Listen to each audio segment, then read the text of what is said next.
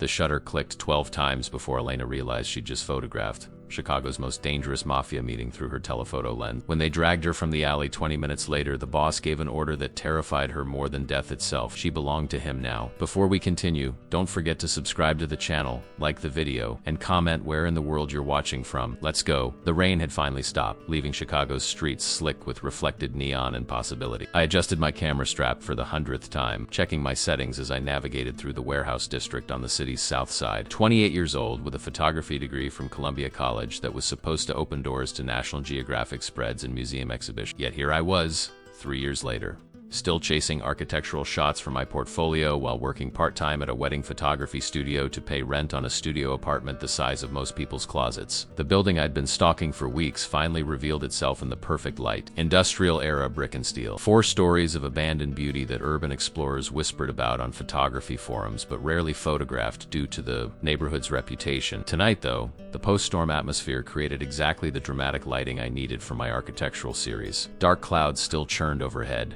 backlit by the city's ambient glow, casting everything in shades of teal and shadow that would make my portfolio sing. I set up my tripod in the alley across from the building, working quickly despite the puddles soaking through my canvas sneakers. My Nikon D850 mounted with practiced efficiency, the familiar weight and balance of professional equipment always calming my nerves. This was what I lived for. Not the staged smiles of brides and grooms, but the raw, honest documentation of forgotten spaces and urban landscapes that told Chicago's real story. The first few shots captured the building's exterior perfectly. The way water streamed from rusted gutters, how broken windows created patterns of light and darkness across the weathered facade. I was reviewing the images on my camera's screen when movement caught my peripheral vision. 3rd floor, corner window where I could have sworn the building was completely dark moments before. My journalism minor had taught me to investigate, to document, to capture truth even when truth made people uncomfortable. I switched to my telephoto lens, the 200mm I'd saved for 6 months to afford, and pointed it toward the illuminated window. Through my viewfinder, a scene materialized that sent ice through my veins. 8 men in expensive suits gathered around a large table, their postures radiating authority and barely contained violence. And this wasn't some urban exploration group or real estate developer's scouting look. The way they positioned themselves, the careful spacing that suggested hierarchy and suspicion, the bulges beneath tailored jackets that could only be weapons. Everything about the tableau screamed organized crime. I should have lowered my camera, should have packed my equipment and disappeared into the night before anyone noticed the lone photographer documenting their meeting. Instead,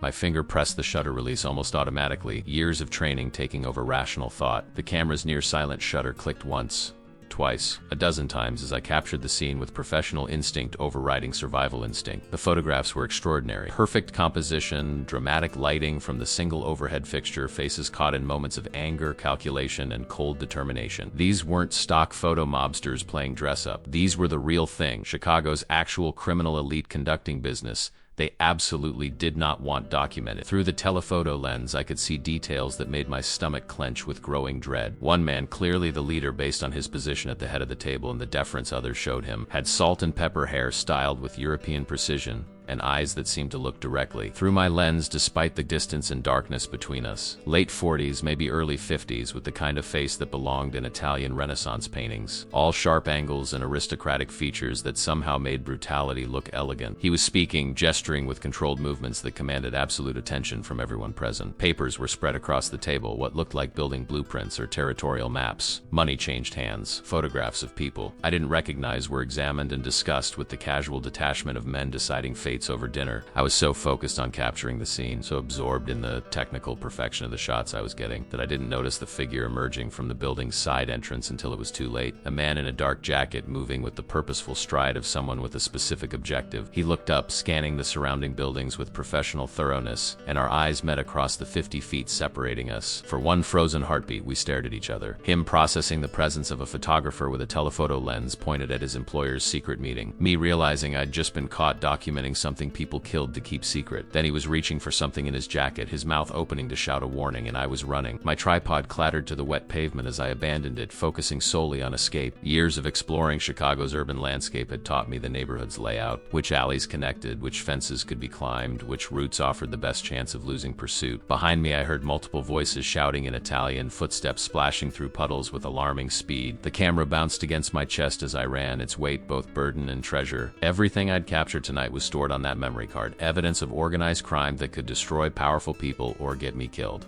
probably both. My lungs burned as I vaulted a chain-link fence, landed badly on the other side, and kept moving through the maze of industrial buildings and loading docks that defined this part of the city. They were still behind. Multiple pursuers now, spreading out to cut off escape routes with the coordinated efficiency of men who'd hunted people before. I ducked into a loading bay, pressed myself against the wall in shadows that suddenly seemed far too thin, and tried to control my ragged breathing. This was insane. I was a photographer, not a spy or journalist investigating organized crime. My biggest professional risk was usually whether clients would like their wedding photos, not whether I'd survive documenting the wrong people at the wrong time. How had a simple architectural shoot turned into a life-threatening chase through Chicago's most dangerous neighborhood? The footsteps were getting closer. I could hear them communicating in rapid Italian, coordinating search patterns like military operators. My phone was in my jacket pocket, but calling the police felt impossible.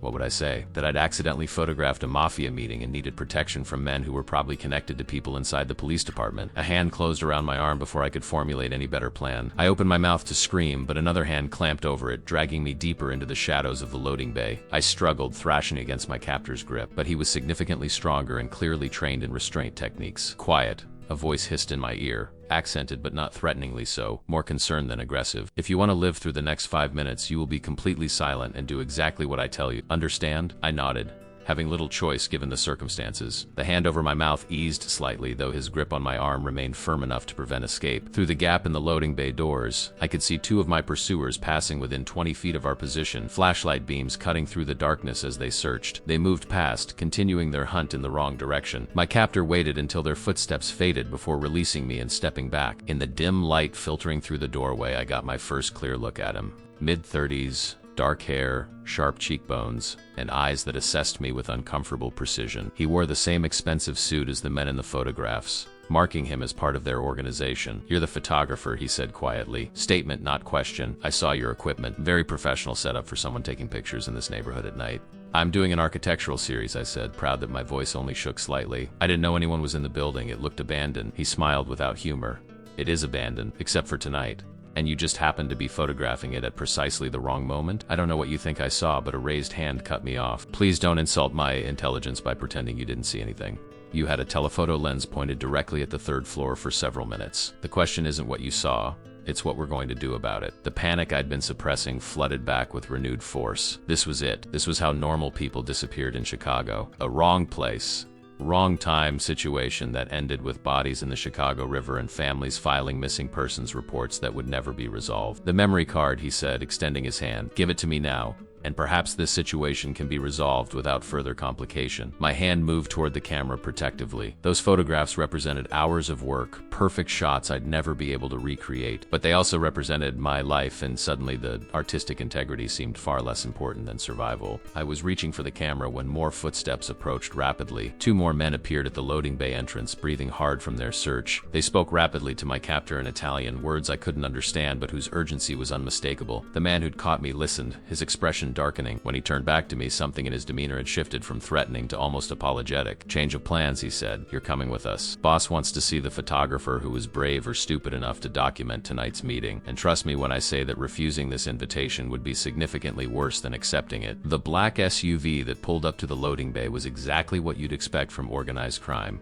Tinted windows so dark they violated every traffic law. Engine purring with the kind of power that suggested outrunning police was a design consideration. Interior leather that probably cost more than my annual salary. They guided me into the back seat with firm hands that brooked no resistance, my captor sliding in beside me while 2 other men took position front. We drove in silence through Chicago's late-night streets, leaving the industrial district behind for neighborhoods that grew progressively more affluent. My mind raced through possibilities, each more terrifying than the last. Would they kill me immediately or interrogate me first? Did they think I was working for someone, some rival organization or law enforcement? Would anyone even know what happened to me? My camera still hung around my neck, its weight a constant reminder of the evidence that had condemned me. The memory card inside held photographs that could destroy whatever operation these men were conducting. In different circumstances, they might have been my breakthrough, the kind of raw documentary work that won awards and launched careers. Now they were just my death warrant. 20 minutes of driving brought us to a building I recognized from Architecture magazine, a converted warehouse in River North that had been transformed into luxury condominiums, the kind of place where a single unit cost more than most people made in a decade. We pulled into an underground parking garage, security cameras tracking our progress with the thoroughness that suggested professional installation. The elevator ride to the top floor felt like ascending to my execution. My captor remained silent beside me, though I caught him glancing at my camera with what might have been professional curiosity rather than hostility. The other men flanked us with the relaxed alertness of people who spent their lives prepared for violence. The penthouse apartment we entered was stunning, floor-to-ceiling windows offering panoramic views of the Chicago skyline, furniture that belonged in design museums,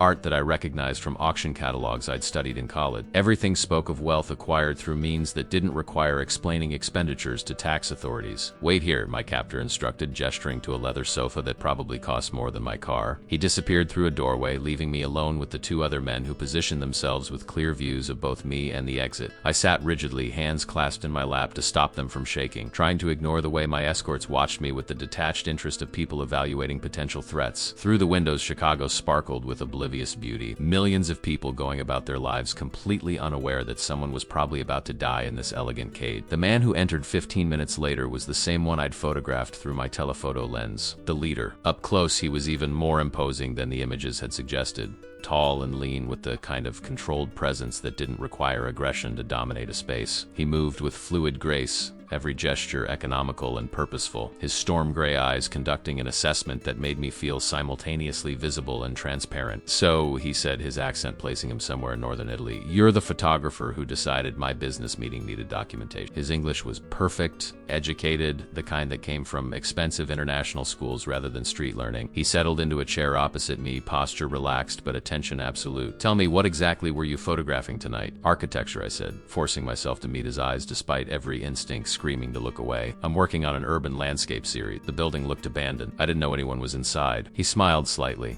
an expression that didn't reach those calculating eyes. "An architectural photographer with very expensive equipment working alone in one of Chicago's most dangerous neighborhoods at 11 at night.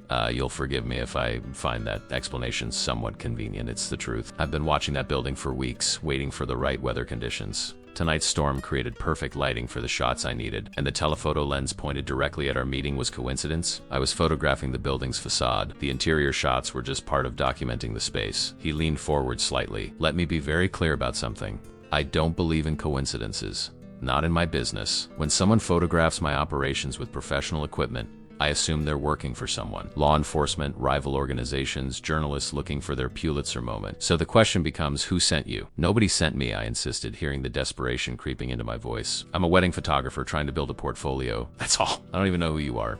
His expression suggested he'd heard similar denials before and found them uniformly unconvincing. "The camera," he said, extending his hand. "I want to see these architectural photographs you're so committed to creating." My hands moved to the Nikon protectively. "This is my work, my equipment. You can't just take it, miss," he said quietly, and something in his tone sent ice down my spine. "I can do whatever I want. This is Chicago. I own enough police, judges, and politicians that you'd be surprised how many laws simply don't apply to me. So I'll ask once more. Politely, the camera." I unhooked it with trembling fingers and handed it over. He examined it with unexpected care, turning it over to inspect the controls with the attention of someone who understood photography. His thumb scrolled through the images with professional efficiency, pausing on the shots I'd taken of his meeting. "These are remarkably good," he said after several minutes of silent review. "Composition, lighting, timing. You have genuine talent." He looked up, those gray eyes piercing, "which makes your story more believable. An amateur wouldn't have captured these moments with such technical precision." "Thank you," I said cautiously, unsure whether his compliment made my situation better or worse. He continued scrolling, examining earlier images from my architectural series. The abandoned factories, the industrial landscapes, the urban decay I'd been documenting for months. His expression remained neutral, but I noticed his scrolling slowed, spending more time on certain images. "You see beauty in destruction," he observed. "In spaces people have abandoned. That's an interesting perspective. Most photographers chase perfect sunsets and smiling families. I prefer honesty to perfection. These places tell stories about Chicago that tourist photos never capture." He handed the camera back, a gesture that surprised me more than anything else that had happened tonight. "You're either an exceptionally skilled liar or genuinely naive about what you stumbled into tonight." "I'm not lying," I said, clutching the camera like a lifeline. "I'm just a photographer who was in the wrong place at the wrong time." He stood, moving to the windows overlooking the city. "The wrong place at the wrong time can be fatal in my world. The men you photographed tonight, they'll want you eliminated. Not because you're a threat, but because loose ends create problems down the line." My mouth went dry. "So what happens now?" "That depends on several factors." He turned to face me, backlit by the city lights. "Do you have family in Chicago? People who'll report you missing?" "My mother lives in Indianapolis. We talk every few days. My roommate would notice if I didn't come home." "Roommate singular." Not a romantic partner, close friends, people who'd push for investigation if something happened to you. The question's clinical nature made me want to vomit. He was calculating how thoroughly I could disappear, how many complications my death would create. I have people who care about me, I said, trying to keep my voice steady. People who'd ask questions. Everyone has people who'd ask questions. The real question is whether those questions would lead anywhere productive or just become another unsolved case in Chicago's extensive collection. Please, I whispered. I won't say anything about what I saw.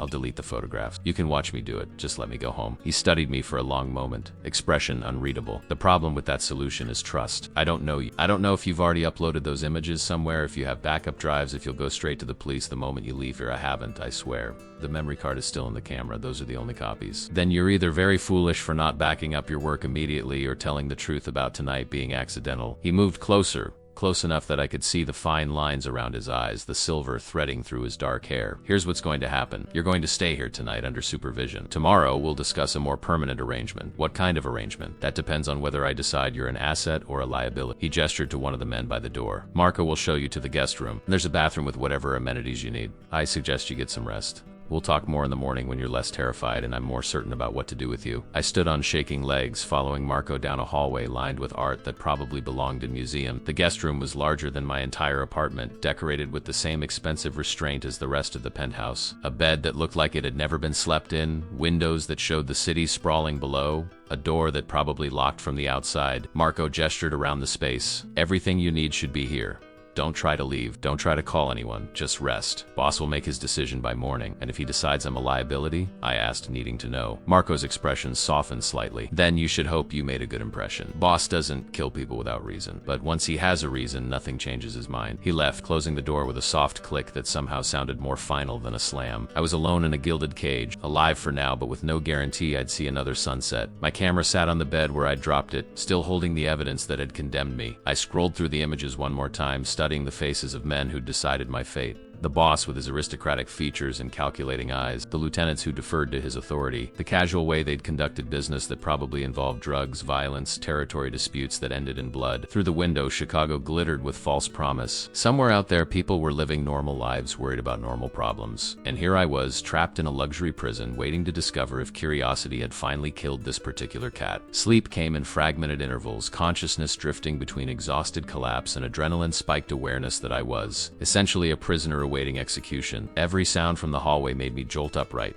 convinced someone was coming to finish what the night had started. By the time dawn painted Chicago's skyline in shades of rose and gold, I'd given up pretending rest was possible and stood at the windows watching the city wake up below me. The door opened without warning around 7. A woman entered carrying a tray laden with coffee and pastries, moving with the quiet efficiency of someone accustomed to serving people who valued discretion. Mid-40s, elegantly dressed, with intelligent eyes that assessed me with the same clinical precision I'd seen in the boss last night. "Good morning," she said, setting the tray on a small table near the window. "I'm Sophia. I manage Murdaluca's household and business affairs." She gestured to the clothes draped over her arm. "I've brought you something more appropriate to wear. Your current outfit is suitable for photography work, but less so for breakfast meetings." "Breakfast meetings?" I repeated numbly. "With whom?" "Mr. DeLuca prefers to conduct important conversations over food. Civilized discussion requires civilized setting." She laid out the clothes with practiced care. A simple but clearly expensive dress in charcoal gray, undergarments still bearing designer tags. Shoes that looked like they'd fit perfectly despite her having no way to know my size. "How did you know what size I wear?" Sophia's slight smile suggested this wasn't the strangest question she'd fielded. "Mr. DeLuca is very thorough in his preparations. Please shower and change. Breakfast will be served in 30 minutes. She paused at the door. "And Miss Carter, I'd recommend being completely honest with him today. He has an exceptional ability to detect deception, and he's far more forgiving of uncomfortable truths than pretty lies." She left before I could ask how she knew my last name, though the answer was obvious enough. They'd searched my camera bag while I slept, found my wallet and identification, probably run background checks that revealed everything from my credit score to my parking ticket. The degree of invasion should have angered me, but fear had burned through most other emotions, leaving only desperate hope that cooperation might save my life. The shower was obscenely luxurious, all rainfall heads and body jets that belonged in spa advertisements. I stood underwater hot enough to scald, trying to wash away the terror and confusion of the past 12 hours. Through the bathroom's frosted window, Chicago stretched in every direction, beautiful and indifferent to the drama playing out in this penthouse. The dress fit perfectly because of course it did. Everything about this situation reinforced how thoroughly outmatched I was, how completely these people controlled every aspect of my existence. Even my appearance now reflected their preferences rather than my own choices. choices. Marco appeared exactly 30 minutes after Sophia had left, his expression neutral as he gestured for me to follow. We walked through the penthouse to a dining room that overlooked the river, where a table had been set with the kind of casual elegance that suggested the everyday rather than special occasion. Crystal and china for a Tuesday morning breakfast, because men like DeLuca didn't have different standards for different days. He was already seated, reading something on a tablet while absently drinking espresso from a cup that looked handmade by artisans who charged more per piece than I made in a month. He glanced up as I entered, those storm gray eyes conducting their assessment, before he gestured to the chair across from him. "Good morning, Miss Carter. I hope you slept well." The polite fiction that I'd been a guest rather than prisoner almost made me laugh, as well as could be expected under the circumstances. Understandable. He set down the tablet. "I've spent the night reviewing your work, not just the photographs from yesterday evening, but your entire portfolio. The images you've posted online, the exhibitions you've participated in, even the wedding photography you do to pay bills." The thoroughness of his research sent fresh chills through me. "You've been busy. Knowledge is survival in my business. I don't make decisions about people without understanding who they are." He poured coffee into a second cup and slid it toward me. "You're talented, Miss Carter. Genuinely talented. Your architectural work shows vision that most photographers lack. You see stories in spaces others dismiss as mere decay." "Thank you," I said cautiously, accepting the coffee because refusing seemed dangerous. "Does that mean you've decided not to kill me?" His slight smile held no humor. "It means I've decided you might be more valuable alive than dead. The question is whether you're smart enough to accept the arrangement I'm about to propose." "What arrangement?" "Simple employment. You continue your photography work, but occasionally you photograph things I need documented, buildings I'm considering acquiring, people I need visual intelligence on, locations where my business interests might expand. All perfectly legal subjects, nothing you couldn't photograph publicly anyway. So you want me to spy for you?" I said flatly. "I want you to do exactly what you were doing last night. Take excellent photographs of urban spaces. The difference is that I'll direct which spaces interest me, and you'll share those images exclusively with my organization before any other use. And if I refuse?" He took a sip of espresso, the pause deliberate and heavy with implications. "Refusal would be unfortunate. Not because I'd have you killed, though that remains an option, but because you'd be choosing a harder path than necessary. Right now you're a woman who accidentally witnessed something you shouldn't have. That makes you a liability I must manage one way or another. Working for me converts that liability into an asset which significantly improves your life expectancy." The logic was ironclad even as it turned my stomach. "This is blackmail. This is pragmatism. You saw something that could damage my operation. I can't simply let you walk away and hope you'll remain silent. So I'm offering you a choice. Become part of my organization with all the protection and compensation that entails, or refuse and face the consequences of being a loose end." "Protection from whom? From everyone?" He leaned back, fingers steepled in that universal gesture of men accustomed to being obeyed. "My world has rules, Miss Carter. People who work for me are protected by the same structures that govern my business relationships. Harm to my employees invites retaliation. That protection extends beyond professional concerns. Your safety, your family's safety, even your career advancement all become matters of organizational interest. So I'd be trading one form of imprisonment for another," I said bitterly, "just with better benefits. You'd be trading fear for security and purpose for compensation that reflects your actual worth rather than what wedding clients are willing to pay." He pulled out a phone, typed briefly, then showed me the screen. "That's what I'm prepared to offer annually for your services, plus equipment budgets, travel expenses, and access to locations most photographers never see." The number on the screen made my breath catch. It was more than I'd made in the past 3 years combined. More than most photographers made in their entire careers unless they achieved gallery representation and international exhibitions. It was the kind of money that erased debt, funded passion projects, bought freedom from the constant financial anxiety that had defined my adult life. "Why so much?" I asked, searching for the trap hidden in the generosity. "I'm good, but I'm not that good." "You're exactly that good, and you don't even realize it. The images you captured last night weren't just technically excellent. They revealed details I hadn't noticed during the actual meeting. Behavioral patterns, relationship dynamics, threat assessments. Your eye for composition translates into intelligence gathering of exceptional value." He stood, moving to the windows overlooking the river. "I built my organization by recognizing talent others overlook and by converting potential problems into advantages. You stumbled into my life by accident, but accidents can be opportunities if properly leveraged. Work for me, and you'll have resources to create art you've only dreamed about. Refuse, and we're both forced into solutions neither of us will enjoy." The choice he offered wasn't really a choice at all, which we both understood perfectly. Accept his employment or face elimination. Cooperate or disappear. The illusion of agency wrapped around inevitable submission. "I have conditions," I said, surprising myself with the steadiness in my voice. His eyebrow raised fractionally. "You're negotiating with me? That's either brave or foolish." "It's practical. If I'm going to work for you, I need certain guarantees. My mother remains untouched. She's elderly, living on Social Security in Indianapolis. She's not part of this." "Agreed. Family family of my employees is sacred territory. That's a fundamental rule. What else? I keep artistic control of my personal work. The photography I do for you stays separate from my portfolio and exhibitions. I won't be forced to compromise my artistic integrity. Also agreed, though, I reserve the right to restrict publication of any images that might reveal operational details, and I want legal protection. If I'm arrested photographing something for you, you provide lawyers and take responsibility. I won't go to prison for following your assignments. He smiled, genuine amusement flickering across his features. You've thought this through quickly. Most people in your position just accept or refuse. You're already thinking like someone who belongs in this world. I'm thinking like someone who wants to survive it with her dignity intact. Dignity is underrated in criminal enterprises. He extended his hand across the table. We have an agreement, Miss Carter. Welcome to the DeLuca organization. I'll have Sophia prepare the necessary contracts and arrange for your first assignment. I took his hand, his grip firm and warm, sealing a bargain that would fundamentally alter everything I thought I understood about right and wrong, legal and illegal, victim and accomplice. As our hands clasped, I couldn't help thinking that 12 hours ago my biggest concern had been whether the lighting would be right for architectural photographs. Now I was shaking hands with a mafia boss, agreeing to become exactly the kind of person I'd always believed existed only in movies and crime novels. The photographer who accidentally captured a mafia meeting and somehow ended up working for them instead of dying because of them. Sophia will show you out, DeLuca said, releasing my hand.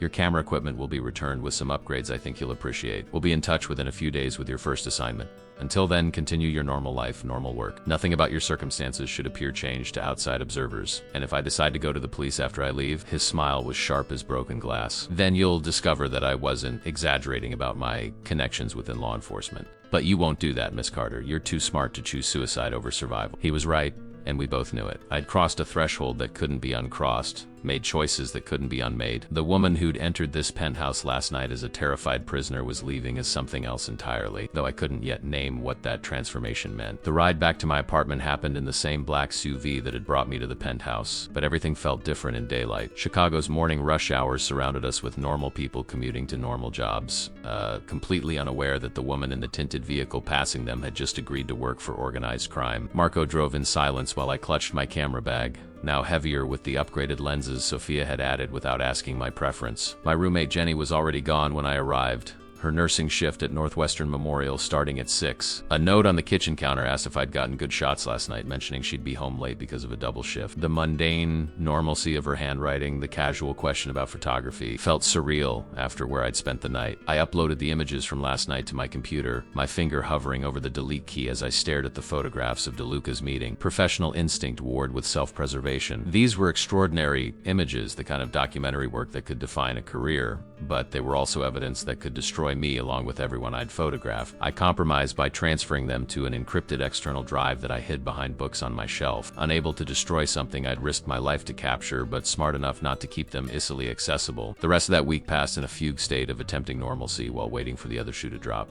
I shot 2 weddings, edited hundreds of images of smiling couples who had no idea their photographer was now employed by the Mafia. I met Jenny for dinner, laughed at her hospital stories, pretended my biggest concern was whether I'd booked enough work to cover next month's rent. The lies came easier than I'd expected, which probably said something disturbing about my adaptability to criminal enterprise. Thursday afternoon, exactly 5 days after that night in the warehouse district, my phone rang from an unknown number. I almost didn't answer, paranoia making me suspicious of every unexpected call, but something made me swipe accept. Miss Carter. Sophia's cultured voice filled my ear. I hope this isn't an inconvenient time. I'm between clients. What do you need? DeLuca has your first assignment. Property in Lincoln Park he's considering for acquisition. He needs comprehensive photographic documentation of the building's exterior, surrounding area, and sightlines from various approaches. I'm sending the address and specific requirements to your email now. When does he need this completed? Tomorrow evening would be ideal. The current owners are hosting an event that will provide cover for your presence. You'll be documenting the neighborhood for a fictional architectural blog. Cover story has been established if anyone questions your activities. And if I'm caught actually photographing what he wants instead of what my cover story claims, don't be caught. Her tone suggested this was obvious. Mr. DeLuca values discretion above all else. Competent execution of simple assignments leads to more complex opportunities. Failure leads to reassessment of your value to the organization. The threat was delivered with such professional politeness that it took a moment to register. I understand, I said, already opening my laptop to check the email. Excellent. Payment for this assignment will be deposited to the account we established for you. Equipment Equipment expenses can be submitted through the usual channels. Good luck, Miss Carter. She disconnected before I could ask what the usual channels were, leaving me staring at my phone and wondering what I'd gotten myself into. The email contained detailed specifications that revealed DeLuca's security concerns. He wanted sight lines from potential surveillance positions,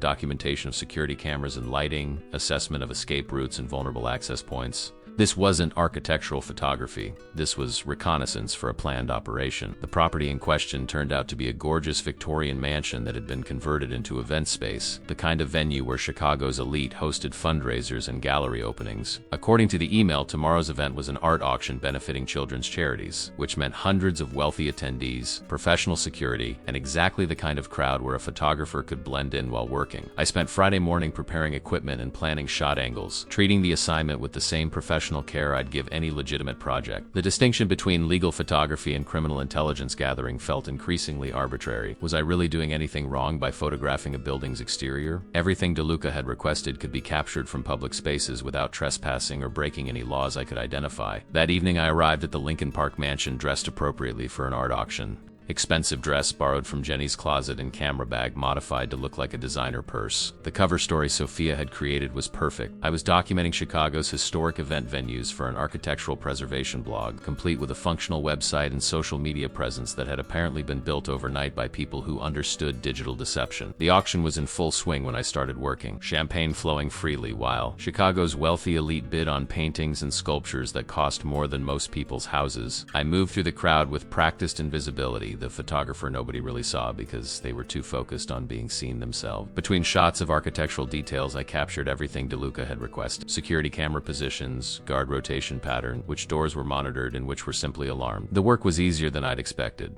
Almost disappointingly simple compared to the dramatic tension of my first encounter with his organization. I was finishing the exterior shots when I noticed him. Mid-30s, expensive suit, positioned with the same hypervigilant awareness I'd learned to recognize in DeLuca's men. He wasn't watching the auction. He was watching the watchers, his attention focused on security patterns and crowd dynamics with professional interests that had nothing to do with art appreciation. Our eyes met across the mansion's garden and something flickered in his expression. Recognition maybe, or assessment of whether I was a threat. He moved toward me with casual purpose, closing the distance while I debated whether to run or stay. Running would confirm I was doing something suspicious. Staying might get me killed if he wasn't part of DeLuca's organization. "Nice camera," he said when he reached me, his accent placing him somewhere in Eastern Europe. "You're photographing the building, not the art." Interesting choice. I'm documenting historic venues. This mansion has incredible architectural details that most people ignore while focusing on whatever's hanging on the walls. His smile didn't reach his eyes. "I'm sure that's exactly what you're doing. Tell me, this architectural documentation, is it freelance work or are you shooting for someone specific?" Question was a trap and we both knew it. If I mentioned DeLuca, I'd be confirming criminal association. If I denied it, I'd be caught in a lie if he was actually part of the organization testing my discretion. The truth, somewhat edited, seemed safest. I work for various clients. Right now I'm building a portfolio of Chicago's event spaces for potential publication. Interesting. His hand moved inside his jacket and my heart rate spiked with adrenaline, expecting a weapon. Instead, he withdrew a business card. "I represent clients who occasionally need architectural documentation for properties they're considering. Very similar to what you appear to be doing tonight. Perhaps we could discuss future opportunities." I took the card with fingers that didn't shake, proud of my composure. The name meant nothing to me, but the Chicago area code and downtown address suggested legitimate business. "I appreciate the offer. I'll be in touch if I'm looking for additional work." "Please do." He glanced around the garden with that same professional assessment. "Beautiful venue, isn't it? So many potential uses beyond charity auctions. I'm sure your current client sees that potential very clearly." He walked away before I could respond, disappearing back into the crowd with the practiced ease of someone who made a career of not being memorable. I stared at the business card, trying to decide if I'd just been recruited by a second criminal organization or warned by someone from DeLuca's operation about the dangers of careless intelligence gathering. My phone buzzed with a text from an unknown number. "Good work tonight. Return home. Upload images to the secure server. New assignment coming Monday." The message deleted itself after I read it, leaving no trace beyond my racing pulse and the growing realization that I'd successfully completed my first criminal assignment without even feeling particularly criminal. The photographs I'd captured were excellent, technically perfect, and strategically valuable. I'd documented everything DeLuca requested without arousing suspicion or drawing unwanted attention. The ease of it was almost disturbing. How many other photographers had crossed this line without recognizing the moment their art became espionage? Back in my apartment, I uploaded the images to the server address Sophia had provided, watching them transfer with a mixture of professional pride and moral unease. The payment appeared in my account before I'd finished cleaning my camera equipment. More money for one night's work than I usually made in a month of wedding photography. Jenny came home around midnight, exhausted from her double shift but curious about my evening. "Did you get good shots at that venue?" she asked, collapsing onto the couch with a glass of wine. Better than expected. The mansion is gorgeous. I might use some of the images for my portfolio. You know what's weird? She said, scrolling through her phone. I saw you tagged on Instagram at that auction tonight, but when I looked at your account, there were no posts about it. The observation sent ice through my veins. I probably haven't uploaded them yet. Still editing, probably. She yawned, setting down her phone. I'm too tired to think straight. Night shift destroys my brain. She headed toward her bedroom, leaving me alone with the uncomfortable awareness that my double life was already creating inconsistencies people might notice. I spent the weekend preparing for the next assignment, which arrived Monday morning with even more specific requirements than the first. Another property, another reconnaissance mission disguised as architectural photography, then another the following week, and another after that. Each assignment was slightly more complex, testing my skills and discretion while gradually normalizing activities that should have terrified. 6 weeks into my employment with the DeLuca organization, I received an assignment that changed everything. The text from Sophia arrived during a wedding reception I was shooting, brief and urgent in a way that made my stomach clench with apprehension. Priority assignment. Meet Mr. DeLuca at the River North address in 1 hour. Bring telephoto equipment and be prepared for extended surveillance. I made excuses to the bride about a family emergency, packed my gear with hands that shook slightly despite my growing familiarity with this double life, and drove through Chicago's evening traffic wondering what could require such immediate attention. The address led to another luxury building, this one residential rather than commercial, with the kind of security that suggested residents valued privacy above all else. DeLuca met me in the underground parking garage, his usual composed demeanor showing cracks of tension I'd never witnessed before. His tie was loosened, jacket discarded, and those storm gray eyes carried an edge of something that might have been worry or anger or both. Change of plans, he said without preamble. I need surveillance on apartment 2847. Complete photographic documentation of everyone entering or leaving for the next 6 hours. Can you handle that? What am I looking for specifically? A woman, late 20s, dark hair, approximately 5'6". She's meeting someone in that apartment tonight, and I need visual confirmation of her contact's identity. He pulled out his phone, showing me a photo of a strikingly beautiful woman with sharp features and calculating eyes. This is Sophia Marchetti. She works for the Giordano family, supposedly in legitimate real estate development, but I have reason to believe she's gathering intelligence on my operations. You think she's a spy? I said, the reality of what he was asking settling over me like a heavy weight. I think she's someone whose loyalties are being tested tonight. If she meets with the man I suspect, then we have a traitor in my... If she's meeting someone else, then my suspicions were paranoid and I owe her an apology. And if she's meeting your traitor, what happens to them? His expression hardened. That's not your concern. Your job is documentation, nothing more. I handle the consequences. He led me to a building across the street with sight lines into the target apartment. Someone had already prepared the space, a vacant unit on the 28th floor with windows perfectly positioned for surveillance. Professional camera mounts were set up, along with communication equipment and what looked like directional microphones that probably cost more than my car. Everything you need is here, DeLuca said, gesturing to the equipment. Marco will be monitoring from the vehicle downstairs. If anything goes wrong, if you feel threatened or notice counter-surveillance, you signal him immediately and evacuate. Your safety is more important than photographs. The unexpected concern in his voice caught me off guard. I thought photographs were why you hired me. I hired you because you're talented and intelligent. That's valuable enough that I don't want you damaged by careless operations. He moved toward the door, then paused. Alina, this is more dangerous than the previous assignments. Sophia Marchetti is KGB trained, former Russian intelligence before she relocated to Chicago. If she detects surveillance, she won't hesitate to eliminate the threat. My mouth went dry.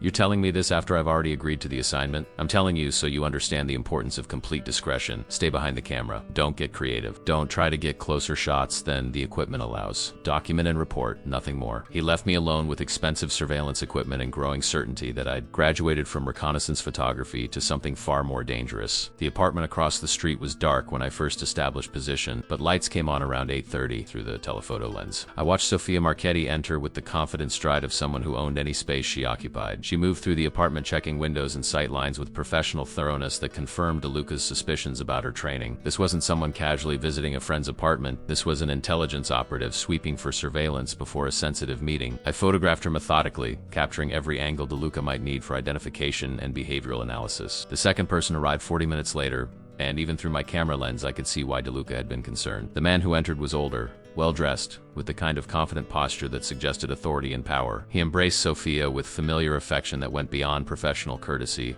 his hands lingering on her waist in a way that spoke of intimacy beyond business relationship. I captured the embrace from multiple angles, zooming in to get clear facial recognition despite the distance and window glare. They moved deeper into the apartment and I adjusted position to maintain visual contact. What followed was clearly a business meeting disguised as a romantic encounter. Papers were spread across a table. Sophia produced a laptop that she opened to show information that made her companion lean forward with obvious interest. Through the camera, I watched betrayal unfold in real time. Every photograph I captured was evidence evidence that someone in DeLuca's organization was selling intelligence to rivals. The casual way they discussed whatever information Sofia was providing, the nods of approval from her companion. The exchange of what looked like a thick envelope in return for a USB drive, all of it documented in the kind of detail that would condemn them both. My phone buzzed with a text from Marco, third party approaching building, male, late 30s, professional appearance.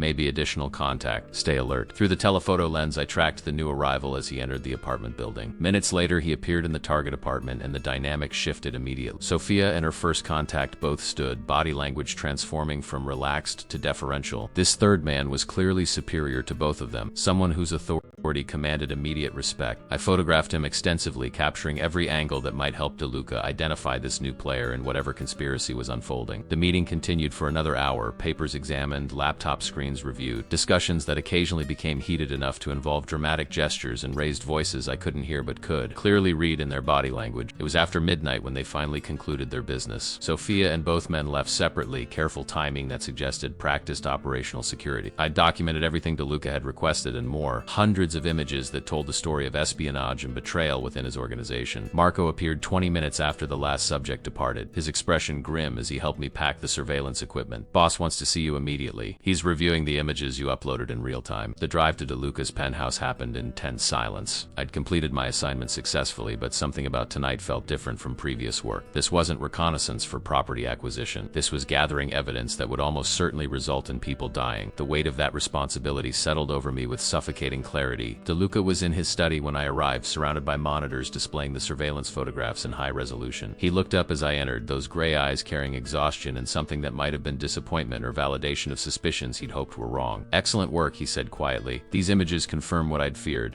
The man Sofia met first is Lorenzo Bianchi, one of my senior lieutenants. The second arrival was Alessandro Giordano himself, head of the family I've been negotiating territory agreements with for the past 6 months. So Sofia was the spy, and Lorenzo was her source, I said, understanding the implication. And Alessandro has been using both of them to gather intelligence while pretending to negotiate in good faith. DeLuca stood, moving to pour whiskey from a crystal decanter. 3 betrayals documented in one evening. Your photography work just prevented what could have been catastrophic damage to my operations. What happens to them now?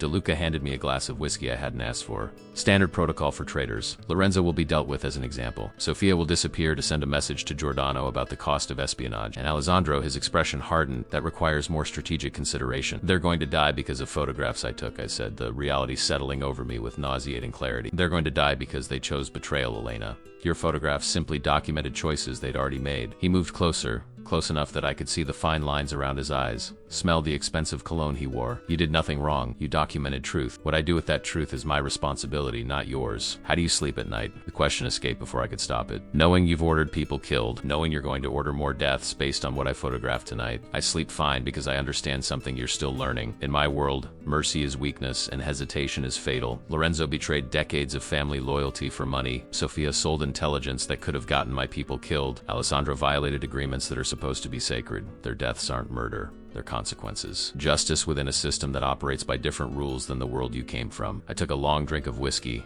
feeling it burn down my throat. I'm not sure I can do this anymore. Tonight was different from photographing buildings and documenting properties. Tonight I helped you build a death warrant. Tonight you helped me protect everyone in my organization who chose loyalty over betrayal. You think Lorenzo was the only person at risk? Sofia's intelligence gathering could have exposed dozens of my people. Alessandro's deception could have started a war that would have killed hundreds. Your photographs prevented all of that. By enabling you to kill 3 people first, I countered. By enabling me to remove 3 cancers before they metastasized. His hand found my shoulder, gripped firm but not threatening. I know this is difficult.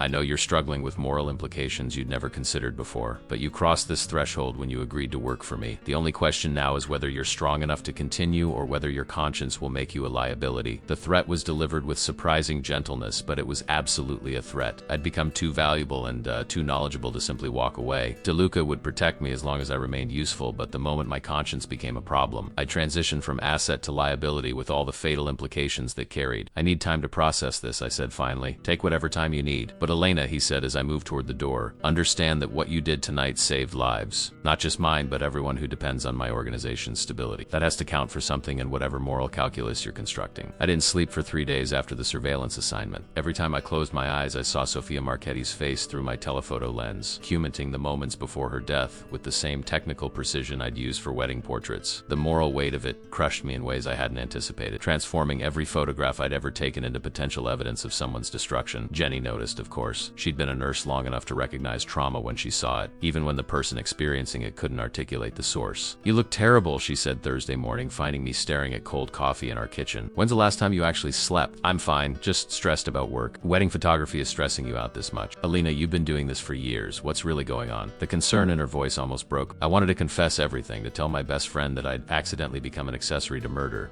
that the extra money I'd been contributing to rent came from documenting criminal operations, that the woman she'd known for 4 years had transformed into someone unrecognizable. Instead, I lied with the practiced ease that had become my most disturbing new skill. "Just some personal stuff I'm working through. I'll be okay." She didn't believe me, I could see it in her eyes, but she respected my privacy enough not to push. That's what friendship looks like, I thought bitterly. Trust and respect and all the normal human connections I was systematically destroying by living a double life. The news broke Friday afternoon. 3 bodies found in various locations around Chicago, all victims of what police were calling targeted killings related to organized crime. The reports were careful not to name the victims or speculate about motives, but I recognized the locations from my surveillance work. Lorenzo Bianchi, Sofia Marchetti, and Alessandro Giordano, all eliminated within 72 hours of my photographic documentation. My phone rang moments after I saw the news. DeLuca's name appeared on the screen, the contact information I'd saved under David Architectural Consulting for cover purposes. I answered with hands that shook despite my attempts at composure. "Have you seen the news?" His voice carried no emotion, just matter-of-fact acknowledgement of recent events. "Yes, good. Then you understand the results of your work. The situation has been resolved. My organization is secure, and you've proven yourself invaluable in ways I hadn't fully anticipated. 3 people are dead," I said quietly, moving to my bedroom and closing the door so Jenny wouldn't overhear. 3 traitors received consequences they'd earned through their own choices. "Elena, I need you to understand something. The alternative to what happened would have been war between families. Dozens or hundreds of casualties. Innocent people caught in crossfire. What I did was surgical removal of specific threats. That's mercy compared to the bloodbath they were planning. You're asking me to accept that murder is mercy? I'm asking you to accept that the world is more complicated than the moral absolutes you learned in photography school." He paused, and I heard background noise that suggested he was in a vehicle. "I'm sending a car for you. We need to talk in person about your future with the organization." "I don't think I can do this anymore," I said, the words tumbling out before I could stop them. "I can't keep taking photographs that get people killed. I can't keep lying to everyone in my life about what I really do. Can't become the kind of person who's okay with murder." The silence that followed was heavy with implications. "Elena," he said finally, his tone gentle but absolutely firm, "you don't get to walk away. Not after what you've seen, what you know, what you've documented. You're part of this organization now. The only question is whether you'll be a willing participant who prospers or an unwilling one who suffers. Please don't make me choose the latter option."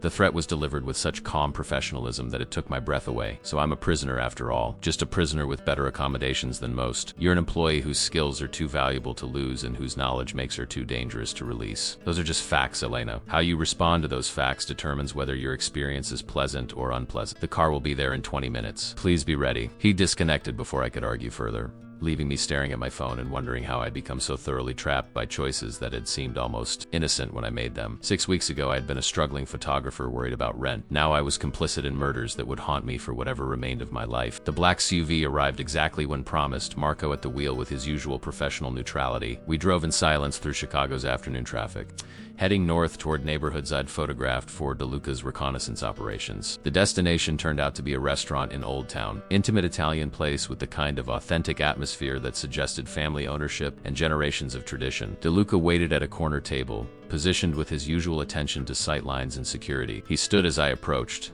a gesture of old-world courtesy that seemed absurd given the circumstances. He changed from his usual business attire into dark jeans and a black sweater, looking younger and somehow more approachable in casual clothes. "Thank you for coming," he said, gesturing for me to sit. "I know the past few days have been difficult for you." "Difficult," I repeated, the understatement almost laughable. 3 people are dead because I took their photographs. That's somewhat beyond difficult. He poured wine from a bottle that probably cost more than my camera equipment. Those 3 people were going to cause catastrophic damage to my organization. Lorenzo alone had provided intelligence that would have resulted in at least a dozen deaths. Sofia's information would have exposed undercover operations that took years to establish. And Alessandro, his jaw tightened, was planning to use all of it to justify a territorial war he thought he could win. So, you keep saying, but that doesn't change the fact that my photography directly enabled their murder. Your photography enabled their prevention, Alana. There's a difference. He leaned forward, those storm gray eyes conducting their usual assessment. I understand you're struggling with moral implications. That's actually encouraging. It means you haven't lost your humanity despite working in an environment that tests it constantly. Then let me leave. Let me go back to wedding photography and architectural projects that don't result in death warrants. I'll sign whatever non-disclosure agreements you want. I'll relocate to another city if that makes you feel safer. Just let me walk away from this. I can't do that. His voice carried genuine regret. Not because I'm cruel, but because the world doesn't work that way. You know too much about my operations. You've documented too many sensitive locations and activities. The moment you're outside my protection, you become a target for everyone who wants to damage my organization. So I'm valuable as long as I work for you and dead the moment I try to leave. That's quite the employment arrangement. That's survival in a world you stumbled into by accident. He reached across the table, his hand covering mine with unexpected warmth. Elena, I'm not trying to make your life miserable. I'm trying to keep you alive while utilizing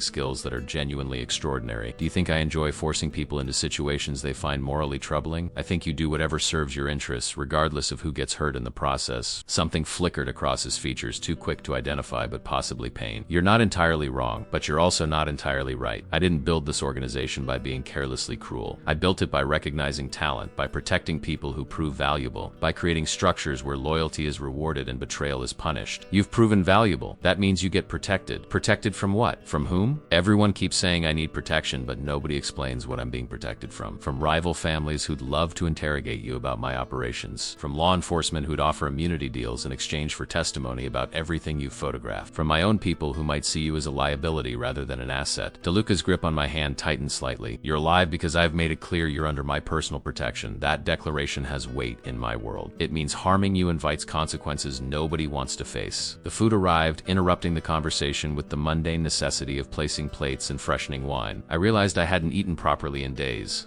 The stress and guilt suppressing appetite until now. The pasta was extraordinary, handmade and perfectly prepared, reminding me that even in this world of violence and betrayal, simple pleasures still existed. I need you to understand something, DeLuca said after we'd eaten in silence for several minutes. The surveillance work you did last week that saved approximately 40 lives. The war Alessandro was planning would have devastated multiple families. Children would have lost parents. Wives would have become widows. Entire businesses would have been destroyed in the crossfire. Your photographs prevented all of that by enabling you to murder 3 people first. By enabling me to surgically remove 3 cancerous elements before they metastasized. That's not murder. That's triage. It's choosing the least harmful option among terrible choices. I wanted to argue, to maintain the moral high ground that had defined my self-image for 28 years. But exhaustion and wine and the seductive logic of his arguments were wearing down my resistance. Maybe he was right. Maybe preventing larger violence through smaller violence was justifiable. Maybe moral absolutes were luxuries people like me couldn't afford once we'd crossed certain threshold. What do you want from me? I asked, finally surrendering to inevitability. I want you to accept what you've become and stop fighting against it.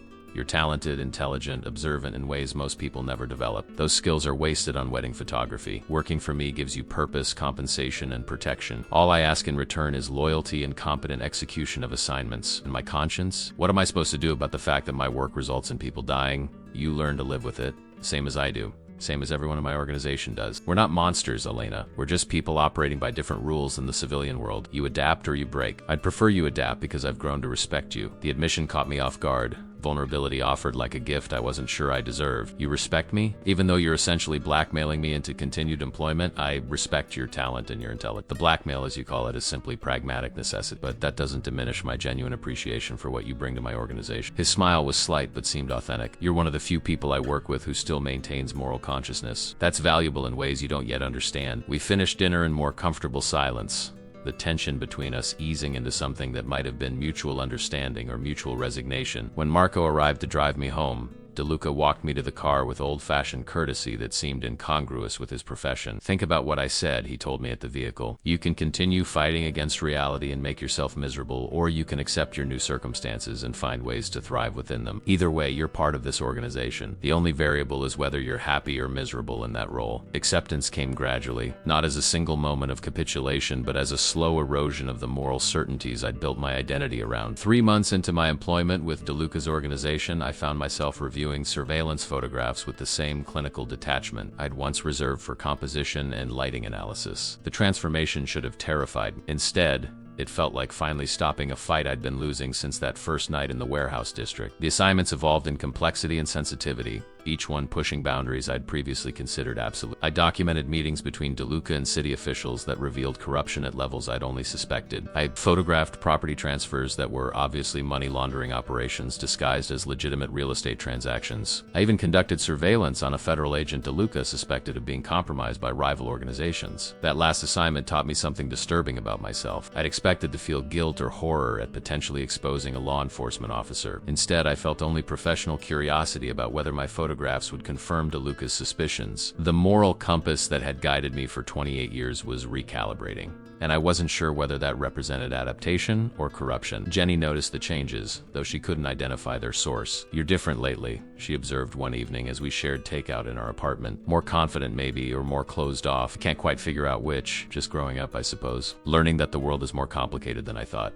That's depressingly philosophical for someone eating lo mein in pajamas. She studied me with the attention she usually reserved for difficult patients. "Are you in some kind of trouble? Because if you need help, you know I'm here, right?" The genuine concern in her voice almost broke through my carefully constructed defenses. I wanted to tell her everything, to confess the double life I'd been living, and beg for the kind of absolution only true friendship could provide. Instead, I lied with the practiced ease that had become my most reliable skill. "I'm fine, just dealing with some complicated client situations. Nothing I can't handle." The lie sat between us like a physical presence, one more brick in the wall I was building between my old life and my new reality. Jenny accepted it because she trusted me.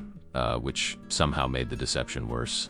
Trust was currency I kept spending without any means of repayment. DeLuca's penthouse had become oddly familiar over those 3 months. Weekly meetings to review assignments and discuss upcoming operations gradually evolved into something more personal. He'd ask about my photography outside of work, expressing genuine interest in the artistic projects I maintained as connection to my previous identity. I'd inquire about his business interest, learning to distinguish between his legitimate enterprises and criminal operations with the fluency of a native speaker learning a new language. It was during one of these meetings that everything shifted between us. I'd arrived to deliver photographs from a particularly sensitive surveillance operation, catching DeLuca in rare form, tie discarded, shirt sleeves rolled up, the carefully maintained armor of his public persona abandoned in private space. He looked exhausted, older than his 47 years, burdened by responsibilities I was only beginning to understand. "Long day?" I asked, setting my camera bag down and accepting the wine he poured without asking my preference. "Long year," he corrected, settling beside me on the leather sofa with proximity that would have seemed threatening months ago but now felt almost comfortable. The Giordano situation created complications that continued to metastasize. Alessandro's death started succession disputes that threatened to destabilize the entire territorial agreement structure. I thought eliminating him was supposed to solve your problems, not create new ones. Death always creates vacuum. The question is whether those vacuums get filled by people you can work with or people cause more problems than their predecessors. He took a long drink of wine. "I've spent the past 3 months managing relationships with 6 different families,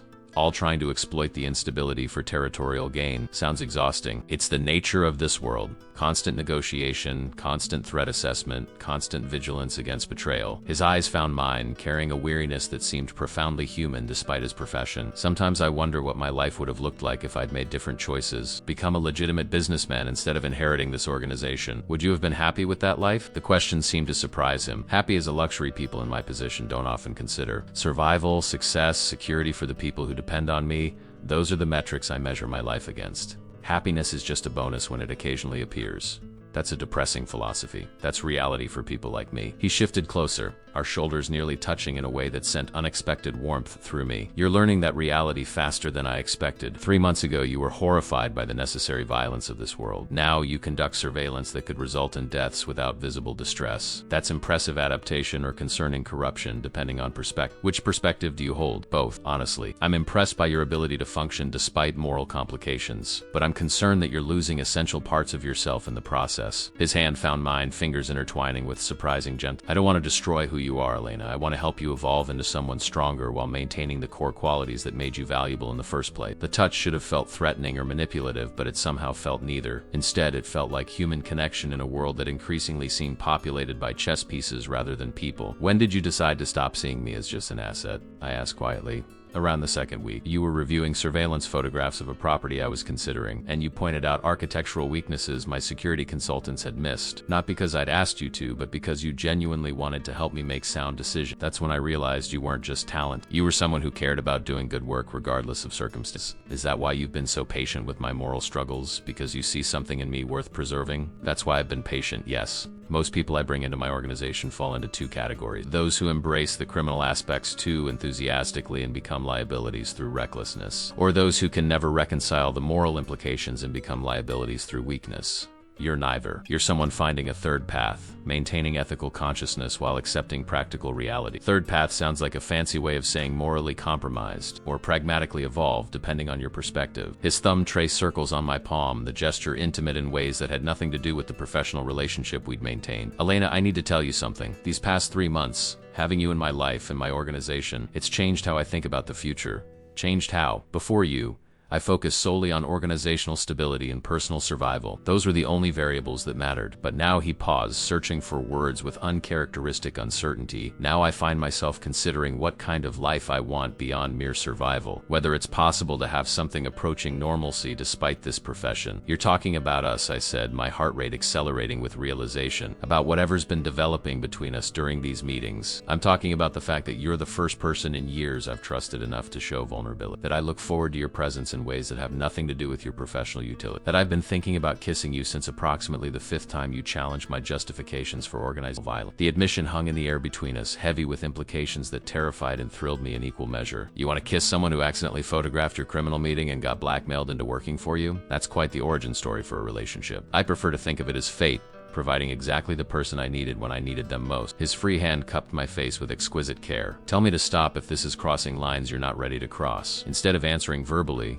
I closed the distance between us. The kiss was electric, 3 months of tension and attraction finally acknowledged. His lips were gentle at first, questioning rather than demanding, giving me space to retreat if I chose. I didn't choose retreat. I chose to lean into the kiss, to open my mouth to his, to admit that whatever was happening between us had been building since that first conversation in his penthouse. When we finally broke apart, both breathing hard, DeLuca rested his forehead against mine. This complicates everything, he said quietly. Everything was already complicated. This just adds a different dimension to existing complications. His laugh was genuine. The first time I'd heard that sound from him. You've adapted remarkably well to criminal thinking. Most people would be concerned about dating their employer who happens to be a mafia boss. You're just acknowledging complications as another variable to manage. Is that not the appropriate response? Perfect. You're perfect. Terrifyingly perfect for someone like me. He pulled back slightly, those storm gray eyes searching my face. Alina, if we do this, if we make this something beyond professional relationship, you need to understand what that means.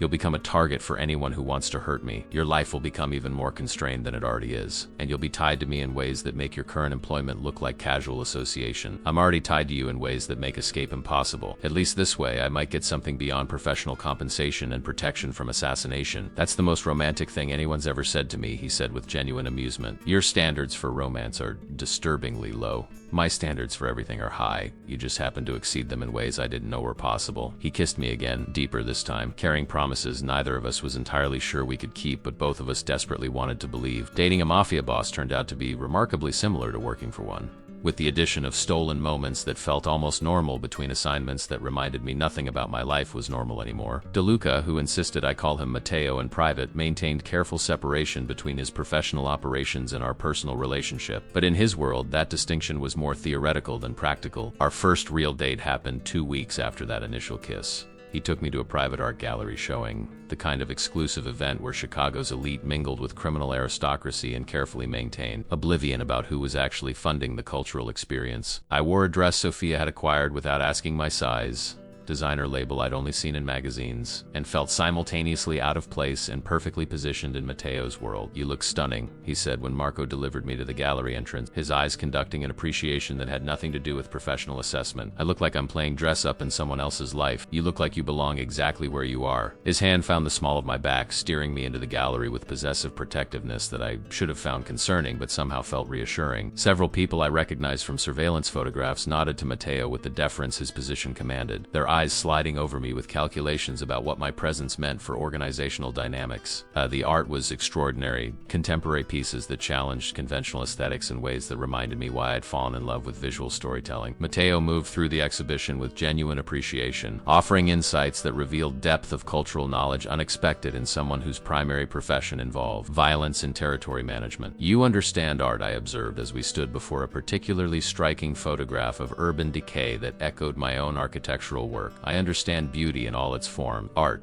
architecture, the perfect execution of complex operation. They all require vision, technical skill, and courage to attempt what others consider impossible." His hand tightened on my waist. "Your photography has that quality. You see possibilities where others see only abandoned spaces. Is that your way of saying you appreciate my surveillance work or my artistic portfolio?" "Both. I don't distinguish between them the way you still do. All of it is documentation of truth, just different types of truth serving different purposes." The observation struck me as profoundly accurate in ways I wasn't entirely comfortable acknowledging. My surveillance work had been improving my artistic vision, forcing me to see details and patterns I'd previously missed. And my artistic sensibility made me better at surveillance, finding angles and compositions that revealed more than straightforward documentation would capture. We were examining a sculpture when the evening's careful separation between legitimate and criminal worlds shattered. A man approached Mateo with urgent body language that suggested problems requiring immediate attention. They spoke in rapid Italian, low voices that still carried enough tension to make several nearby patrons unconsciously step away from potential danger. Mateo's expression hardened as the conversation progressed. Transformation from cultured art patron to dangerous crime boss happening so quickly,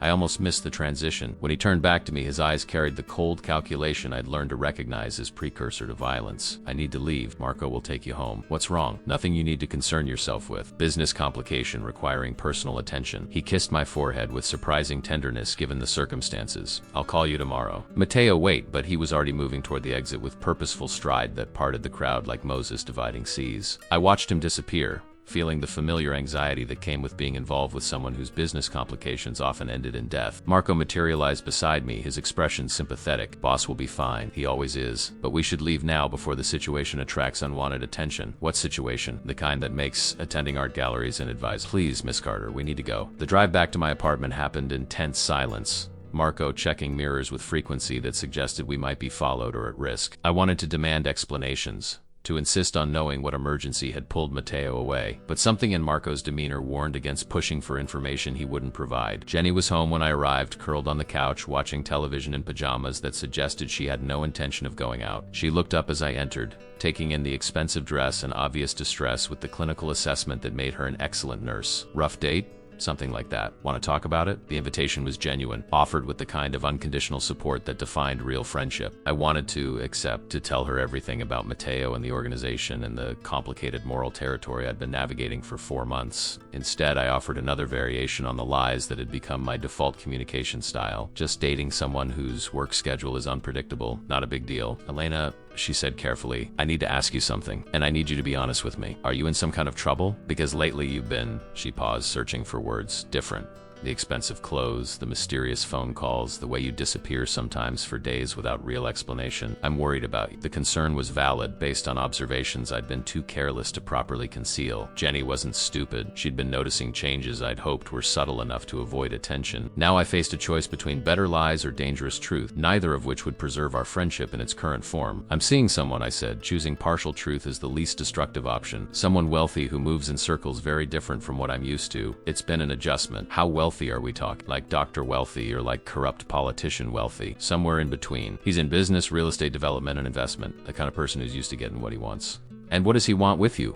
She asked the question gently, but the underlying concern was clear. You're a talented photographer, but you're not exactly part of Chicago's elite social scene. What does someone like that see in someone like you? The question stung even though I recognized its validity. What did Mateo see in me beyond my professional utility? Was I a genuine romantic interest or just another asset he'd acquired and claimed ownership over through emotional manipulation as thorough as his professional blackmail? I don't know, I admitted. Maybe I'm just convenient. Someone already in his world who understands the complications. That's a depressing way to think about a relationship. Relationships are complicated. I'm just trying to figure out if what we have is real or just elaborate coexistence based on mutual necessity. Jenny stood, moving to sit beside me on the couch with the kind of physical support that reminded me why I valued her friendship despite lying about everything important in my life. Alina, real talk. If this guy makes you question whether he genuinely cares about you, that's already a problem. You deserve someone who leaves no doubt about their... What if the doubt isn't about his feelings, but about whether I can trust my own judgment? What if I'm in too deep to see clearly anymore? Then maybe you need to step back, get some distance and perspective, figure out who you are separate from whoever this person wants you to be. Her advice was sound, exactly what any reasonable person would recommend, but I was too tangled in Mateo's world to simply step back. My knowledge, my involvement, my photographic documentation of criminal operations, all of it bound me to him in ways that transcended romantic entanglement. Leaving him would mean leaving his protection, which would make me a target for everyone who wanted leverage against his organization. I'll think about what you said, I promised, knowing I wouldn't act on the advice because acting on it would probably get me killed. Just promise me you'll be careful. Whatever's going on with this guy, don't lose yourself trying to fit into his world. Too late for that, I thought, but said nothing. Mateo called around 3 in the morning, his voice carrying exhaustion that suggested the business complication had been as serious as Marco's urgency implied. I'm sorry about tonight. The situation required immediate handling. Is everything resolved? For now. These things are never permanently resolved, just managed to acceptable levels of instability. He paused, background noise suggesting he was in a vehicle. I wanted to call earlier, but I knew you'd worry if I called while still managing the crisis. Should I have worried? Always. His honesty was refreshing after hours of lying to Jenny. My life involves constant danger. Dating me means accepting that reality, but I'm always careful, and I'm very good at surviving situations that would kill less prepared people. That's not as reassuring as you think it is. I know. His voice softened. Lena, I need you to understand something. What I feel for you is real. Not strategic, not manipulative, not about your professional utility. You're the first person in 15 years I've let close enough to matter. That comes with risks I usually avoid, but you're worth those risks. The declaration should have thrilled me. Instead, it intensified my awareness of how complicated our relationship truly was. We were employer and employee, crime boss and reluctant accomplice, protector and protected, and now lovers trying to navigate emotional territory that had no map or guidance. I believe you, I said finally. I just hope believing you doesn't end up destroying me. It won't. I'll protect you from everything, including the parts of my world that might damage who you are. That's a promise. Promises are easy. Keeping them in your world is considerably harder. Then watch me keep this one. Get some sleep, Elena.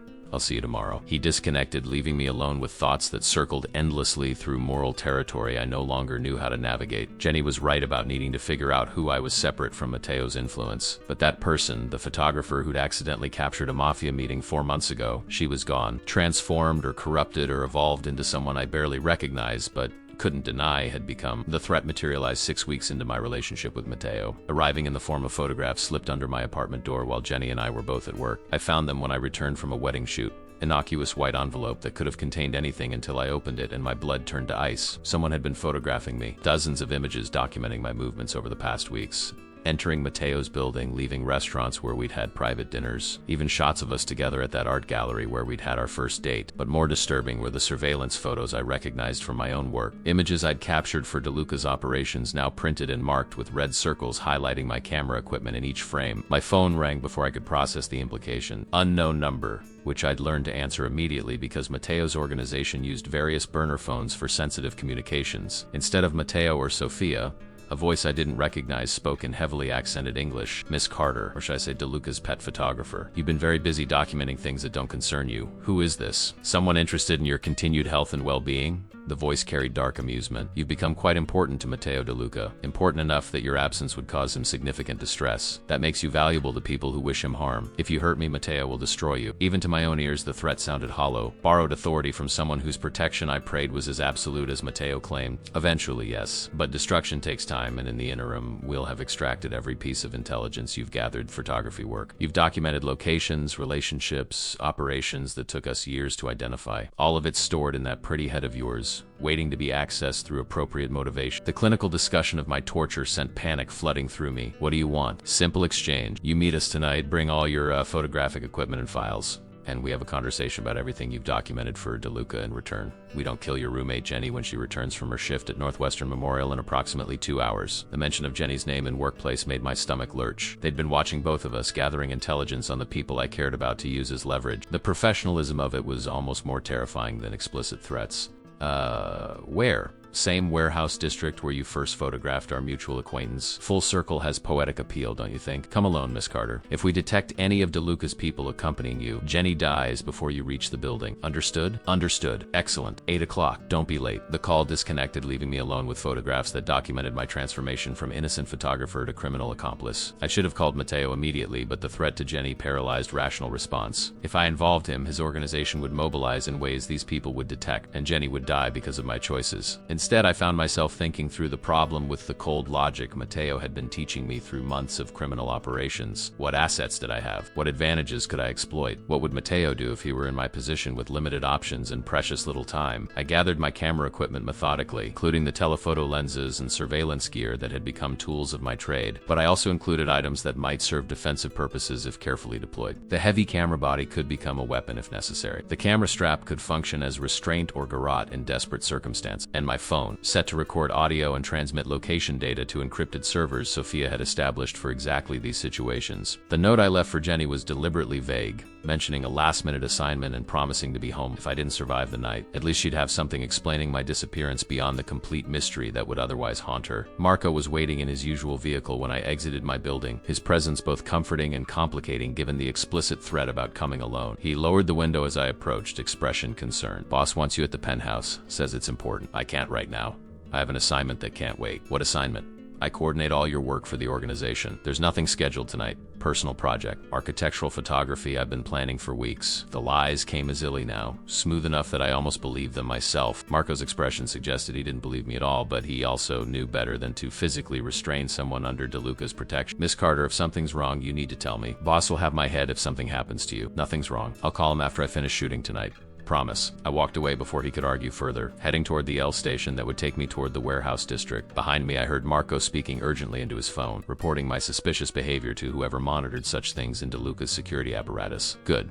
Let them track my phone and investigate my movements. If things went badly, at least Mateo would know where to find my body. The warehouse district looked different in evening light, shadows pooling between buildings in ways that suggested danger lurking in every corner. I approached the same building where I'd first photographed Mateo's meeting, where this entire nightmare had begun 6 months earlier. Full circle indeed. 3 men waited inside, positioned with professional spacing that suggested military or intelligence training. The one who spoke matched his voice from the phone call, Eastern European accent marking him as part of Chicago's Russian organized crime presence. He smiled as I entered, expression carrying predatory satisfaction. Miss Carter, punctual and compliant. DeLuca chose well when he recruited you. I didn't come here to discuss Mateo's recruitment strategies. You threatened my roommate. I'm here. Now what? Now you tell us everything you've documented for DeLuca over the past 6 months. Every location, every meeting, every operation you photographed. We're particularly interested in his relationships with city officials and his expansion plans into territories we're currently negotiating with other families. And if I refuse, then Jenny Chun dies tonight and we spend the next week convincing you that cooperation would have been the wiser choice. His smile widened. But you won't refuse. You're not stupid.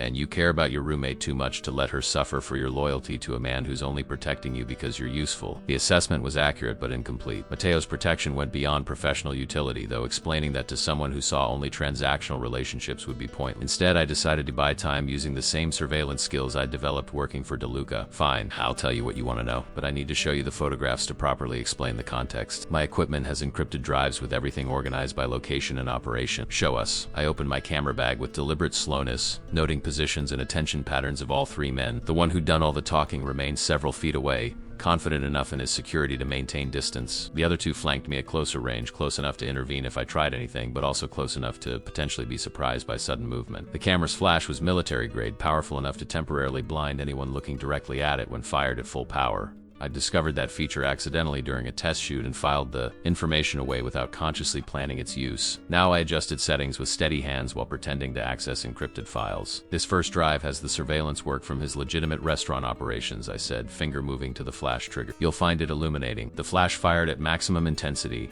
turning the dim warehouse into momentary nova bright enough to sear vision. I was already moving, using the precious seconds of their blindness to sprint toward the exit I'd identified during my approach. Behind me, shouting in Russian mixed with English profanity as they recovered enough to pursue. I made it exactly 30 feet before hands closed around my camera bag, yanking me backward with enough force to send us both sprawling across concrete. My camera shattered as we hit the ground, thousands of dollars of equipment destroyed in the collision. But the audio recording had been transmitting to Sophia's servers since I entered the building, and my location data would lead Mateo's people directly to this location. The question was whether they'd arrive before my temporary advantage evaporated completely. The man holding me was younger than his companions, faster reflexes compensating for less experience. His hand closed around my throat with pressure that made breathing difficult but not impossible. Calibrated intimidation rather than killing force. Clever trick with the flash, he said in heavily accented English. But now you've made this personal. Before he could elaborate on that threat, the warehouse's main doors exploded inward. Mateo entered with violence incarnate, flanked by Marco and 6 other men whose weapons were already firing with precision that spoke of extensive combat training. The tactical operation lasted maybe 90 seconds.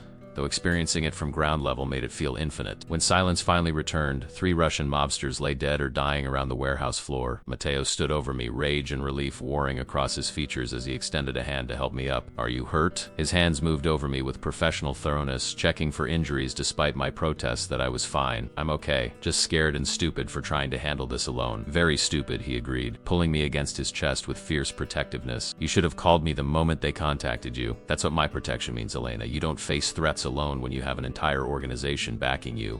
They threatened Jenny, said they'd kill her if I brought your people. So you walked into obvious ambush rather than trust me to protect both of you." His voice carried exasperation and affection in equal measure. "We need to have a serious conversation about what being with me actually means." The conversation happened in Mateo's penthouse after Marco drove us there in silence, heavy with unspoken concern. Sophia had arranged for a medical team to examine me despite my insistence that I was fine. And now I sat on Mateo's leather sofa wrapped in a blanket I didn't need. Drinking brandy I definitely needed. While he paced the room with restrained fury that had nothing to do with me and everything to do with the Russian organization that had dared threaten what was his. "Jenny is being moved to a secure location as we speak," he said without breaking stride. "2 of my best people are providing protection while we eliminate everyone involved in tonight's threat. By morning, she'll be able to return to her normal life without fear of retaliation. You can't just uproot her life because of me. She has work, friends, a routine she depends on. I can and I have." Mateo finally stopped pacing, turning to face me with expression that brooked no argument. "The moment they threatened her, she became part of the situation. My protection extends to everyone you care about because threats to them are threats to you. That's how this works. She doesn't even know what I do for you. How am I supposed to explain why she suddenly needs armed protection? You don't explain anything. Sophia will handle the details. Create cover story about stalker threats requiring temporary security precaution. In a week, the threat will be neutralized and Jenny can return to normal life. The only difference is that from now on, she'll have surveillance we've placed without her knowledge. Early warning system if anyone tries to use her as leverage again." The thoroughness of his response should have alarmed me. Instead, I felt overwhelming relief that someone competent was handling complications I had no idea how to manage. That's control, isn't it? Making me dependent on your organization for everything, including protecting the people I love. That's reality. He settled beside me close enough that I could feel warmth radiating from his body. "You chose to be with me. That choice comes with consequences and protections. I won't apologize for ensuring your safety or the safety of people important to you. I could have died tonight. Those men would have tortured me for information before killing me. That's the reality you're asking me to accept as normal. But you didn't die." His hand found mine, fingers intertwining with familiar gentleness. "You survived because you're smart and resourceful and because I taught you to think tactically even in crisis situation. The flash trick with your camera bought you time. The audio recording gave us intelligence about their operation, and your location data led us directly to you. Everything I've been teaching you about surveillance and security, you applied it perfectly tonight. That's a disturbing compliment, praising me for successfully surviving kidnapping attempt. I'm proud of you, not for being in danger, but for handling it with competence that most trained operatives would struggle to match." His gray eyes searched my face with unusual vulnerability. "Alina, I need you to understand something. What I feel for you has nothing to do with your professional utility. Yes, you're exceptional at the work but you're also the first person in 15 years who's made me want something beyond organizational power and survival. What do you want? Future. Stability, something approaching normal life despite this profession." He laughed without humor. "I'm 47 years old, running criminal organization that requires constant vigilance against threats internal and external. Most people in my position don't think about long-term personal happiness because we don't expect to live long enough for it to matter. But you make me want to be exception to that rule." The admission was more vulnerability than I'd ever heard from him. Raw honesty that transformed him from controlled crime boss to simply human man carrying burdens too heavy for one person. What kind kind of future are we talking about? The kind where you move into this penthouse officially instead of maintaining the fiction that we're keeping our professional and personal lives separate, where we stop pretending your apartment with Jenny is still your primary residence when you spend half your nights here anyway, where we build something that acknowledges what we are to each other. You're asking me to move in with you after 6 months of dating that started because you blackmailed me into working for you. I'm asking you to stop fighting against reality and accept what we both know is true. You're not the terrified photographer who accidentally captured my meeting. You're someone who's found her place in my world, someone who conducts surveillance with professional excellence, who thinks tactically under pressure, who's become essential to my organization and to me personally. Moving in together just acknowledges what's already true. He was right, and we both knew it. The woman I'd been 6 months ago was gone, transformed through necessity and choice into someone I barely recognized but couldn't deny had become. That Elena had worried about rent and wedding photography bookings and maintaining artistic integrity. This Elena coordinated surveillance operations, documented criminal activities with clinical precision, and was in love with a man whose profession involved ordering deaths with the same casualness most people use to order coffee. Okay, I said quietly. Okay, you'll move in, or okay, you acknowledge I'm right. Both. Though I reserve the right to complain about how we got here. Complaining is acceptable as long as it doesn't involve actually leaving. His smile was genuine, relief and affection transforming his features. You're the best thing that's happened to me in longer than I can remember. I won't lose you to fear or moral complications or rival organizations trying to use you as leverage. That's possibly the most romantic and threatening thing anyone's ever said to me. Get used to it. Romance in my world always comes with edge of danger. Jenny took the cover story surprisingly well when Sophia delivered it with professional authority that made fiction sound like absolute truth. Apparently, workplace stalker had escalated to credible threats, requiring temporary relocation and security measures until law enforcement could resolve the situation. She hugged me with genuine concern, making me promise to be careful, completely unaware that the danger had nothing to do with stalkers and everything to do with my boyfriend's criminal empire. Moving into Mateo's penthouse was both anticlimactic and symbolically significant. My belongings barely filled one corner of his massive closet, physical evidence of how completely I'd entered his world while bringing almost nothing from my previous life. The photography equipment Sophia replaced was better than anything I'd owned before. Professional-grade surveillance gear disguised as artistic tools. 3 months after moving in, I found myself reviewing surveillance photographs from latest operation, while Mateo worked beside me on legitimate business contracts that funded his criminal empire. The domesticity of it was surreal.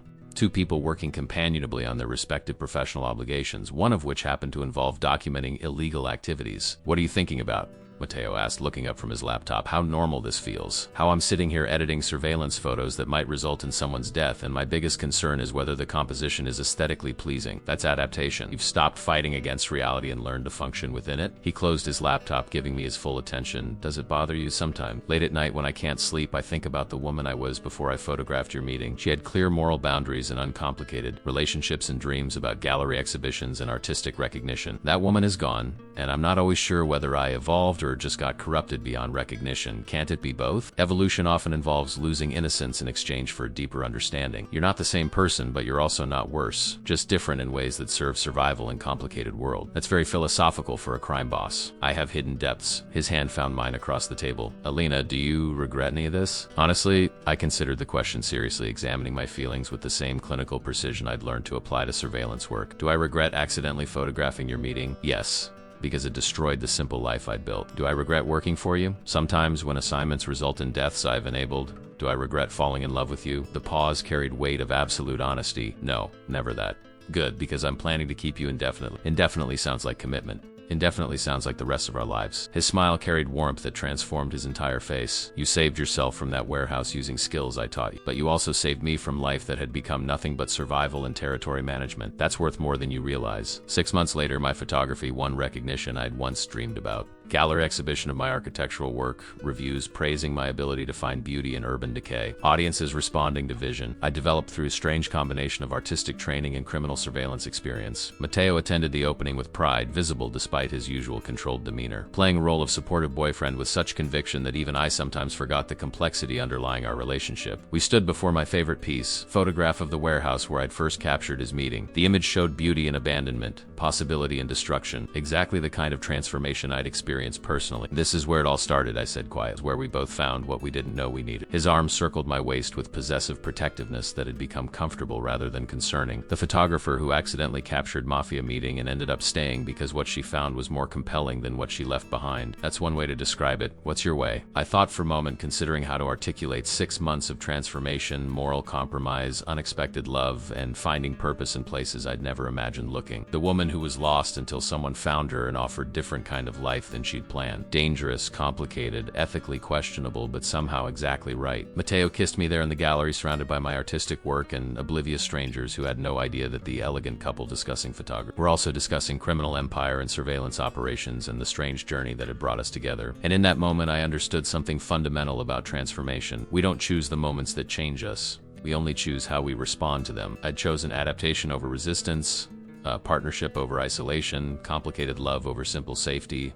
The photographer who'd accidentally captured that Mafia meeting 6 months ago was gone. In her place stood someone stronger, more capable, more morally complicated, but also more genuinely herself than she'd ever been before. And standing beside me was the man responsible for that transformation. The crime boss who'd decided to keep her not as prisoner, but as partner in every sense that mattered. Outside the gallery, Chicago sprawled in all its complicated beauty, and somewhere in that city, surveillance operations continued. Criminal enterprises thrived, and the life we'd built together evolved with each passing day. It wasn't the future I'd imagined. It was better and worse and infinitely more interesting than anything my previous self could have conceived, and I wouldn't change